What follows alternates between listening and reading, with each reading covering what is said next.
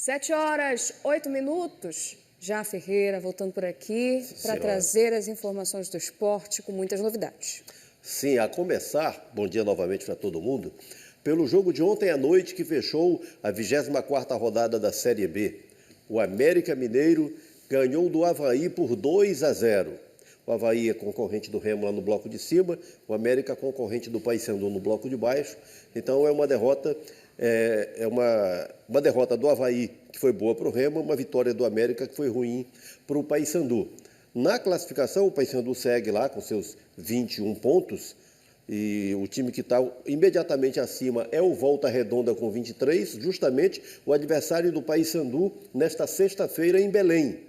E o América não saiu da zona do rebaixamento, mas foi a 25 pontos e o Paysandu está 7 pontos abaixo do Botafogo, que é o primeiro time fora da zona do rebaixamento. 7 pontos é muito, um grande desafio agora. Uma grande distância. Porque nós nos habituamos aqui a dizer, Paysandu está na zona do rebaixamento, mas está 1 ponto abaixo, 2 pontos abaixo do primeiro time fora da zona. Ou seja, de repente na rodada seguinte seria possível sair.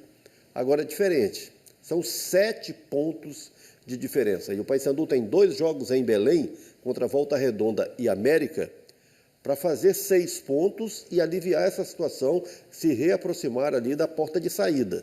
Mas o quadro vai ficando cada vez mais dramático, porque não apenas o Paysandu está numa sequência ruim, são 7 jogos sem vencer, vindo de 4 derrotas consecutivas, como os concorrentes estão vencendo. Ontem foi o caso do América. O Paysandu, na sua luta contra o rebaixamento, tem 4 jogadores contratados agora na janela de transferências, na última janela de transferências. Um deles foi apresentado ontem, o Carlos Eduardo, que concedeu entrevista coletiva nesse seu contato inicial aqui como atleta do Paysandu. É gratificante jogar aqui, saber que tem a maior torcida da Amazônia, então estou muito feliz. O meia Carlos Eduardo chegou exaltando o Paysandu. Uma das contratações do clube para a sequência da temporada, o jogador estava no ABC, disputando a 3ª divisão nacional. Mas o que o torcedor do Papão pode esperar do novo atleta bicolor? Muita força de vontade, né? Chute ao gol, ajudar na defesa também, no ataque. E muita força de vontade e raça, né? Isso que me define e espero fazer isso também com essa camisa. Carlos Eduardo pertence ao Capivariano de São Paulo e foi emprestado ao Paysandu até o fim da Série B. O meia está há cerca de 1 semana em Belém, mas garante estar bem à vontade no novo clube. Me senti bem acolhido aqui, né? Os companheiros aqui me receberam bem, a diretoria, a comissão técnica. Então foi uma adaptação boa e espero melhorar ela com bons jogos. Fazer bons jogos. É isso que o Papão mais precisa nessa reta final. O time está na lanterna da segundona, com 21 pontos, 7 a menos que Atlético e Botafogo de São Paulo, primeiras equipes fora da zona de rebaixamento. Restam apenas 14 rodadas, então que comece a arrancada, não é mesmo? Consequentemente, é ter que ganhar jogos, né? Mas é ter paciência, confiar em Deus e continuar trabalhando, né? Que o sucesso vem do trabalho, então a gente trabalhando firme, chegar no jogo a gente vai conseguir sair vitorioso e dar uma boa sequência para o campeonato. A estreia de Carlos Eduardo com a camisa bicolor pode ser nessa sexta-feira contra o Volta Redonda. A partida, que estava marcada para Curuzu, mudou para o Mangueirão a pedido da diretoria do Paysandu. Bom, independentemente do local, o meia quer apenas ter o primeiro encontro com a torcida. Estou muito ansioso, né? Não tem como não estar. Estar lá no Mangueirão lotado com a torcida do Paysandu é um sonho, né? Então espero estrear agora nesse jogo e dar o meu melhor com essa camisa. Aí o Carlos Eduardo, o Paysandu já havia apresentado o João Marcos, atacante. Ontem nós informamos aqui a contratação do Ramon Vinícius, volante, ex-figueirense, e também ontem o Paysandu confirmou, era o último dia, né? Então, confirmou a contratação do centroavante Denilson, jogador de 27 anos, que disputou a Série C de 2025 pelo Botafogo da Paraíba. Esse atleta marcou 4 gols em 18 jogos pelo time paraibano, que foi eliminado da primeira fase do campeonato Série C. O jogador Denilson é vinculado ao Rio Claro do interior de São Paulo e veio emprestado ao Paysandu. Inclusive, ainda sem ter aí o anúncio oficial, sem ser mostrado com a camisa do Paysandu, o atleta já apareceu no boletim informativo diário da CBF e fica disponível aí ao técnico Claudinei Oliveira. 4 jogadores, portanto, que o Paysandu adicionou ao seu elenco, agora nessa última janela de transferências. O Paysandu joga contra o Volta Redonda na sexta-feira, às 7h, em Belém, no Mangueirão. Que sexta-feira que nós vamos ter, hein? Porque o Remo joga às 5h. E aí você se pergunta, sexta-feira, 5h? A explicação é a seguinte: sexta-feira vai ser feriado estadual no Amazonas. Por causa do feriado, o jogo marcado para 5h. Então o Remo joga às 5h, termina o jogo do Remo, um pequeno intervalo, aí começa o jogo do Paysandu. Vai ser assim, essa sextaça para azulinos e bicolores. Maravilha. E falando em azulinos, tem informação aí, porque o Remo já tenta, digamos, se recuperar e está bem na tabela, né? Mas a torcida quer vitória. Está bem posicionado na tabela, mas vem mal de rendimento, de resultados nas últimas rodadas e, por isso, o Leão Azul trata de reagir ao que se cobra, né, do time do Remo. É uma reação, e principalmente para salvar a cabeça do técnico Antônio Oliveira, que está a prêmio. O artilheiro da Série B do Campeonato Brasileiro, com 10 gols marcados, o Pedro Rocha, está garantindo foco total na recuperação da equipe azulina nesta competição. Vamos conferir aí a mensagem do Pedro Rocha. A gente tem deixado a desejar alguns resultados, principalmente em casa, e ainda assim os resultados dos outros times, do restante da rodada, têm nos ajudado. Então a gente está contando um pouquinho com a sorte aí também, mas a gente tem a consciência muito tranquila de que, né, precisa melhorar, precisa conseguir esses bons resultados, essas vitórias que nos últimos jogos têm nos faltado. Então, consciência tranquila de que a gente está trabalhando bem, né? Tá no dia a dia fazendo o nosso melhor, mas ainda assim nos jogos, em determinados jogos, a gente não tem conseguido, principalmente no último jogo, fazer com que a gente transformasse as nossas melhores chances em gols. Então, é uma questão de um pouco mais de eficiência, para que a gente possa conseguir fazer os gols e conseguir a vitória que a gente precisa. Mesmo não conseguindo alguns bons resultados, a gente ainda está conseguindo se manter ali, na briga ali em cima, mas uma hora isso vai acabar. Então a gente tem plena consciência disso, de que conseguindo uma boa sequência de vitórias aí, a gente está novamente na briga ali, é o que a gente quer. Sem dúvida, conseguir essa sequência de vitórias e se recolocar lá, né, em condições de conquistar o acesso, que é a grande meta dos azulinos. Restam 14 rodadas, é muita coisa para a competição. Há muito que se definir, teremos muitas surpresas ainda nessa reta final do campeonato e o Remo tem, dentro dessa sua trajetória, 2 jogos seguidos fora de casa para fazer nas próximas rodadas. Sexta-feira, o Remo enfrenta o Amazonas em Manaus e no outro sábado, dia 13, vai enfrentar o Vila Nova em Goiânia. O Remo também, nesse fechamento de janela de transferências, apresentou ou confirmou nomes novos, né? Porque nós até já tínhamos comentado ontem aqui. Então o Remo confirmou a contratação do lateral esquerdo Jorge, jogador de 29 anos, foi revelado pelo Flamengo, foi campeão brasileiro, campeão da Copa Libertadores, fez muito mais sucesso no seu começo de carreira no Flamengo, mas aí passou pelo Palmeiras, pelo Santos, pelo Fluminense e, por último, jogou pelo CRB de Maceió. Agora, contratado pelo Remo há quase um ano sem jogar, é uma contratação mais voltada para o projeto de 2026. O Remo vai trabalhar agora a recuperação desse atleta. E aí dá para dizer, Fábio, que é o mesmo caso do grego Panagiotis, que é um jogador que também não tem sequência de jogos, ele teve uma sequência quebrada, voltou a jogar e aí ficou novamente sem sequência de jogos. Isso significa muito para o atleta.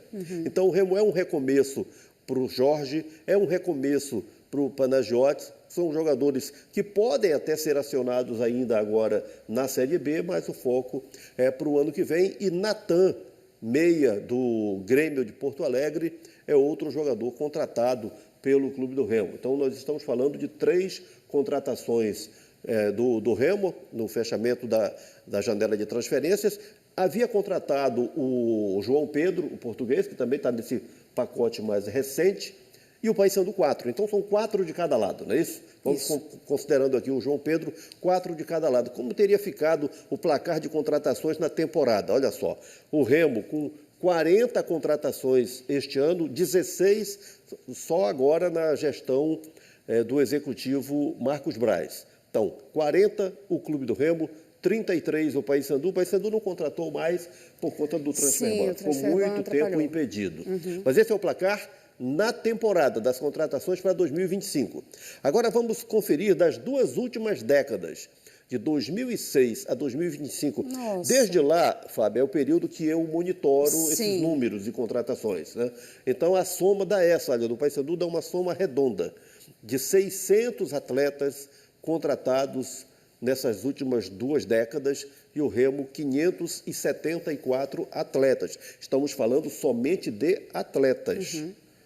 Estamos falando de técnicos, executivos, preparadores físicos, porque aí essa soma iria muito além. Mais alto. Né? Só atletas, nós chegamos aí a o quê? 1.174 atletas contratados por Remo e Paysandu de 2006 a 2025.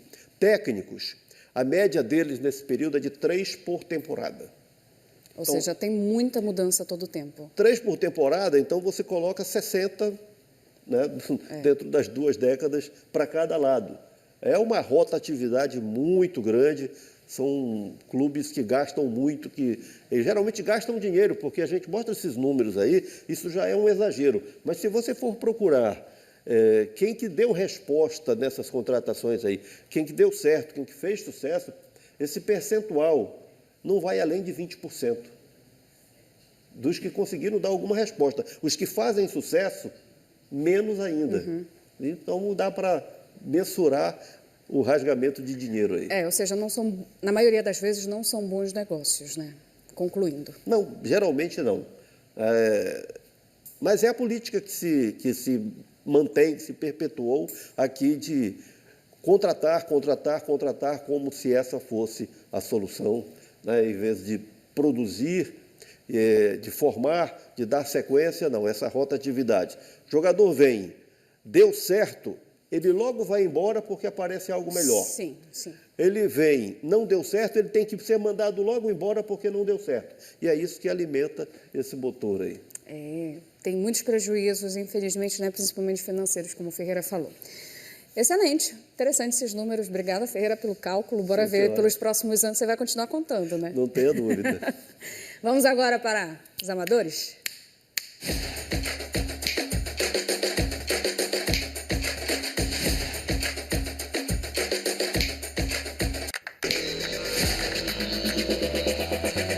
Boleiragem, as meninas de Abaetetuba.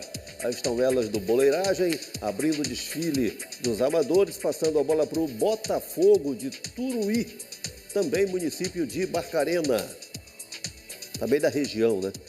Real Guamá, futebol de sábado, Belém, a galera que se reúne para o futebol aos sábados. Tabajara, o Tabajara é do conjunto Júlia Sefer, Ananindeua.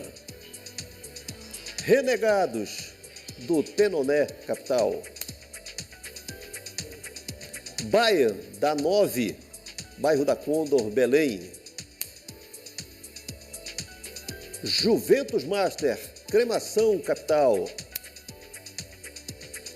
Juventude, campeão cinquentão do Casota, capital. O MAC Futsal Sub-13 é do Moju, tá aí a gurizada mojuense. Arari Esporte Clube de Cachoeira do Arari. O Arari é o clube da ação ambiental de hoje, do nosso desafio. Oba, legal. Então já está atuando há muito tempo, né, no futebol, pelo visto. O Arari é uma tradição do futebol do interior, lá na região do Marajó, então, clube tradicional que hoje traz para nós, no desafio ambiental, uma ação envolvendo as crianças da escolinha, algo bem legal. Boa. Fiquem atentos para conferir. Então, logo mais a gente traz essa iniciativa, mas antes tem que balançar a rede. Os gols desta quarta-feira no futebol amador. Está aí o Manuel Diogo, amigos do Jairo, Oeiras do Pará. Você vê que lá em Oeiras eles mantêm uma câmera posicionada filmando do alto, aí eles pegam todos os bons lances, né? Com câmera fixa. Espertos. Exatamente. Mileno é o goleiro do Craques do Futebol Resenha, aí defendendo pênalti. O registro aforra para os goleiros, né? Uhum. Mileno, Craques do Futebol Resenha. Esse é o Marcelo Heleno, do Velha Guarda, Cremação. Já era ali à noite chegando, né? E o Marcelo Heleno fuzilou o goleiro adversário. Júnior Barra, do Marajó, bairro da Sacramento, a cobrança de falta, tirou da barreira, tirou do goleiro, bola beijando a rede. O Wellington do Cruzeiro, na Copa Rural de Nova Timboteua, saindo para comemorar, depois dessa bola no ângulo, nada para o goleiro. Mulher ali na arbitragem, deu para observar. Narciso Santa Maria de Barcarena. Mais uma vez, o gol do Narciso na cobrança de falta. Um torpedo. O Narciso sai para comemorar e a gente já vai mostrando o Davizinho Acará, que é do Paysandu, no futsal. Deixando a marca, mais uma vez, o gol do Davizinho Acará. A Dani Santarém é do Borussia, no Campeonato Feminino de Nova Timboteua. Ontem nós mostramos o gol da Luísa, agora o gol da Dani Santarém, do Borussia, no Campeonato Feminino de Nova Timboteua. Pietro, 6 anos, do Stadium Jurunas, capital. Aí ele, na cobrança de falta, com muita felicidade. Felipe Berino, do CR9 Tuna, Liga Belém de Futsal. No primeiro, ele ajeita e já finaliza. E é um segundo. Vamos ver o próximo gol aí. Roubando a bola do adversário. Desarmou o adversário, foi a cara do goleiro e mandou para a rede. O gol do Felipe. Liga Belém de Futsal. Ivan Leão, do Motoclube de Santarém. Depois da bola levantada na área, olha só como ele faz o desvio.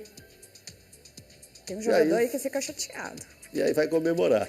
Mais um para fora dos goleiros. Boa. Aqui. O Neto, do Maracanã, em defesa decisiva na Copa Pará Sub-17. O Maracanã que vai decidir essa competição com o Castanhal. Gabriel, Escolinha, donos da bola, Ananindeua. Mais uma vez o gol do Gabriel. Ele fez esse aí e fez mais um. Tá aí agora. Boa. Gabriel de novo. Saindo para comemorar.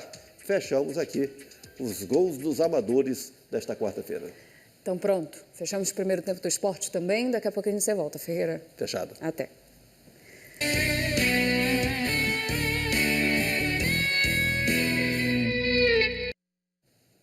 Não. 8h21. Hora do esporte. Ferreira chegando por aqui com a gente, já com times amadores, né, Ferreira? Aqui na tela, Barcelona de Fazendinha, Marapanim. Depois do Barcelona, só Resenha, Jurunas, Belém. Agora é hora da ATEC Trabalhista de Portel. Rainhas da Bola, bairro da Pedreira, Belém. Cruz Azul é de Ananindeua.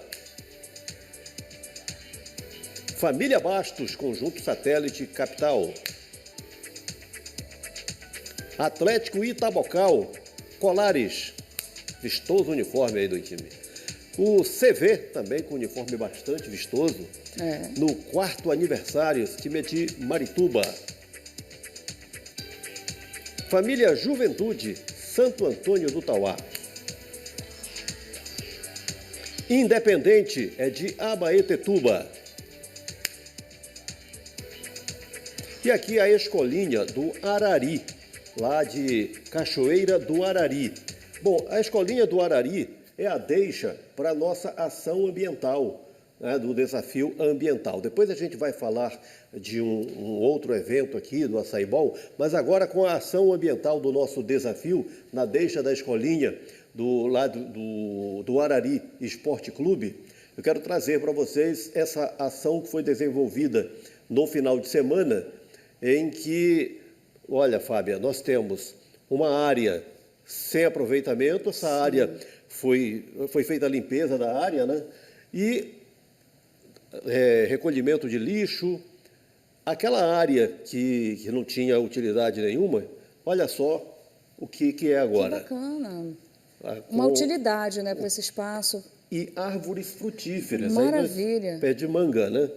E as crianças, por isso a escolinha que é a deixa, né? Sim. As crianças da escolinha do Arari mobilizadas para o plantio de árvores frutíferas numa área que não tinha utilidade nenhuma, que era praticamente um terreno baldio.